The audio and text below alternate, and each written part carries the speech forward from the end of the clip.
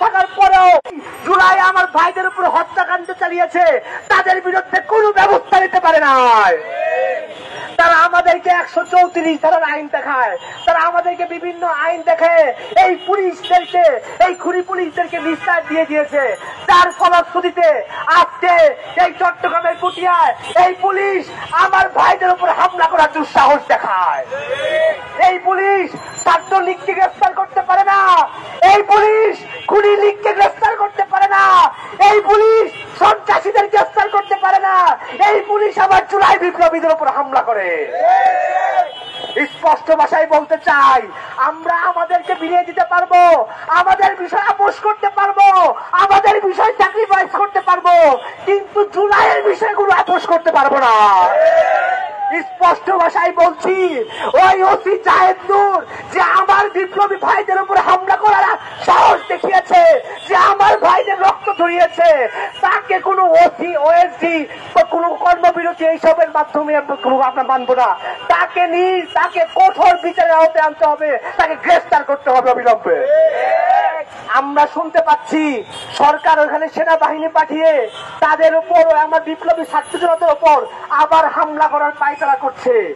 আমরা আজকে ঢাকা বিশ্ববিদ্যালয় শিক্ষার্থীদের পক্ষ থেকে স্পষ্ট ভাষায় বলিয়ে যায়, আমার আর একটা ভাইয়ের উপর যদি কোনো রাষ্ট্র চলে, আমার একটা ভাইয়ের কোনো লাঠিচার্জ, ককটেল, টিয়ারশেল নিক্ষেপ করা হয়, আমরা পুরো বাংলাদেশে নতুন জুলাই শুরু করে দেবো ইনশাআল্লাহ। প্রিয় উপস্থিতি, এই মুহূর্তে আমরা ঢাকা বিশ্ববিদ্যালয়ের পক্ষ থেকে, শিক্ষার্থীদের পক্ষ থেকে আমাদের সামনে সংহতি আমরা জ্ঞাপন করব।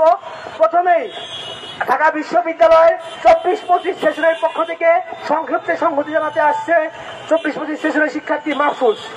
মাহফুজকে সংক্ষিপ্ত বক্তব্য।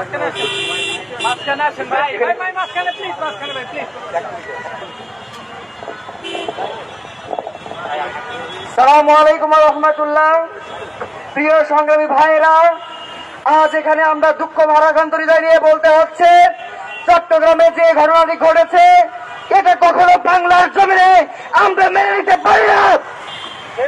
চট্টগ্রামের পটিয়ায় ওই পুলিশ লীগ প্রশাসন, যে প্রশাসন জুলাইয়ে আমাদের ভাইদের রক্ত ঝরিয়েছে, হাজার হাজার ভাইকে হত্যাকাণ্ড স্বীকার করেছে, তাদেরকে এই বাংলায় সুযোগ দেওয়া হবে না। ইন্টারিম গভর্নমেন্ট কি করে আজও আমাদের এই জুলাই ভাইদের উপরে হত্যাকাণ্ড চালানো হয়, আমাদের ভাইদের বোনদেরকে রেপ করার হুমকি দেওয়া হয়। ছাত্রলীগ মাঝে মাঝে বিভিন্ন জায়গায় থেকে তাদের গোপন আস্তানা থেকে আমাদের ভাইদেরকে হুমকি দেয়। কিভাবে তারা এই কাজটা করে, এই ইন্টারিম গভর্নমেন্ট এর জবাব দিতে হবে। আমাদেরকে অবশ্যই আজ এখান থেকে সিদ্ধান্ত নিতে হবে, আর যেন কখনো এ ধরনের কোন কর্মকাণ্ড বাংলাদেশের কোথাও সংগঠিত না হয়, আর যেন গেস্ট রুম কালচার যেন কোন ক্যাম্পাসে ফিরে না আসে। আমরা 24-25 সেশনের সবাই শঙ্কিত, যদি আবার এটা ফিরে আসে তাহলে আমাদের কি হবে।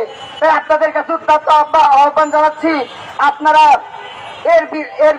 এর বিষয়ে আপনারা প্রতিবাদ করবেন এবং ইন্টারিম গভর্নমেন্টকে আমরা বলতে চাই এর বিরুদ্ধে দ্রুত ব্যবস্থা গ্রহণ করবেন। আসসালামু আলাইকুম ওয়া রাহমাতুল্লাহ। অসংখ্য ধন্যবাদ জানাচ্ছি। এই মুহূর্তে 24-25 সেশন থেকে সংক্ষিপ্ত বক্তব্য নিয়ে আসছে রাহাত। সংগ্রামী ভাইরা, আপনারা জানেন চট্টগ্রামে কিভাবে আমাদের বিপ্লবী ভাইদের উপরে আক্রমণ চালিয়েছে পুলিশ লীগের ক্যাডার বাহিনীরা। আপনারা অবগত আছেন, তারা বিভিন্ন ভাবে আমাদের বিভিন্ন জেলায় এখনো পুলিশ লীগের এই বাহিনীগুলো, এই ক্যাডারগুলো এখনো আছে। তাদেরকে ইন্টারিম কেন হচ্ছে না, কেন তাদেরকে কেন অব্যাহতি দিচ্ছে না, তাদেরকে কেন বরখাস্ত করছে না, তার প্রশ্ন রেখে গেলাম।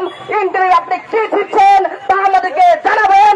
আমরা আপনার কাছে প্রশ্ন রেখে গেলাম, জুলাইয়ের 1 বছর পেরিয়ে গেল, এখন আপনারা এই পুলিশ বাহিনীর, এই লীগ বাহিনীদেরকে আপনারা এখনো শনাক্ত করতে পারেন নাই, এখন আপনারা তাদেরকে উপযুক্ত শাস্তি দিতে পারেন নাই, অব্যাহতি দিতে পারেন নাই। কেন আমার বিপ্লবী ভাইদের উপরে এখনো অত্যাচার করা হচ্ছে? 1 বছর পেরিয়ে গেছে, আমরা কি এভাবেই অত্যাচারিত হব? আমরা কি এভাবেই মরব?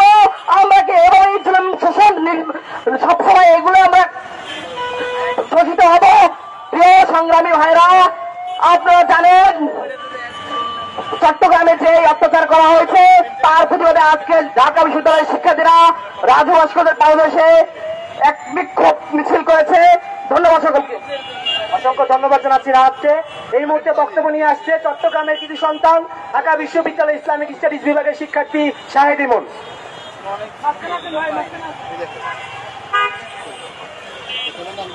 প্রিয় সংগ্রামী ভাই ও বন্ধুগণ, আমরা রক্তাক্ত জুলাইয়ের তাড়িয়ে আজকে এখানে এসেছি, যেখানে আমরা গত 17 বছর যাবৎ জেগে বসা ফ্যাসিবাদের মস্তককে খান খান করে দিয়েছি। আমরা বলে দিতে চাই, যারা এই রক্তের সাগর পেরিয়ে এসেছে, মৃত্যু মুখে দাঁড়িয়ে লড়াই করেছে, তাদেরকে হামলা করে রুখে দেওয়া যাবে না। যারা আমাদের উপর হামলা চালাতে চায়, যারা এখনো পর্যন্ত বাইরে থেকে আমাদেরকে হুমকি দিতে চায়, তাদেরকে জানিয়ে দিতে চায়, আমাদেরকে হামলা করে, আমাদেরকে গ্রেপ্তার করে কিংবা আমাদের উপর গুপ্ত হামলা চালিয়ে আমাদেরকে রুখে দেওয়া যাবে না। আমরা যে রক্ত সাগর পেরিয়ে এসেছি, সেই রক্তের সাগরের কসম দিয়ে বলছি, আমরা মৃত্যু না হওয়া পর্যন্ত, যতক্ষণ পর্যন্ত আমাদের শহীদদের আমরা প্রতিশোধ নিচ্ছি, ততক্ষণ পর্যন্ত আমরা হাল ছেড়ে দেব না। আজকে আমরা অত্যন্ত দুঃখ নিয়ে বলছি, গতকাল রাতে রাঙ্গামাটি জেলার সহসভাপতি নিষিদ্ধ ঘোষিত ছাত্রলীগের সহসভাপতিকে গ্রেপ্তারের পর যখন পটিয়া থানায় ছাত্র জনতা সুপোর্ট করতে যায়, তখন পটিয়া থানার ওসি জায়েদপুর তাকে গ্রেপ্তার না করে উপরন্তু ছাত্র জনতার উপর হামলা চালিয়েছে, যা নিতান্তই আমাদেরকে মনে করিয়ে দেয় হাসিনার পুলিশ বাহিনী এখনো পাল্টায় নাই। এখনো হাসিনার সেই গুন্ডা লীগের যে পোশাকধারী লীগ ছিল, তারা এখনো পাল্টায় নাই।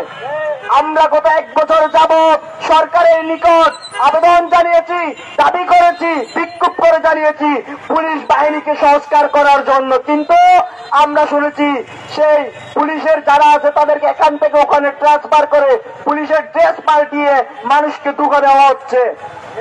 আমরা জানিয়ে দিতে চাই, আমাদেরকে ধোঁকা দিয়ে কখনো আমরা পার যাব না। আমরা এখান থেকে জানিয়ে দিতে চাই, গতকাল পটিয়ার উপর যারা হামলা চালিয়েছে তাদেরকে যথাযথ আইনি প্রক্রিয়ায় তাদের বিরুদ্ধে ব্যবস্থা নিতে হবে। আর কারণ আমরা এখান থেকে এখন 4 দফা দাবি দিচ্ছি, যেটা হবে আমাদের জন্য, যেটা দাবি আদায় না হওয়া পর্যন্ত আমরা এখানে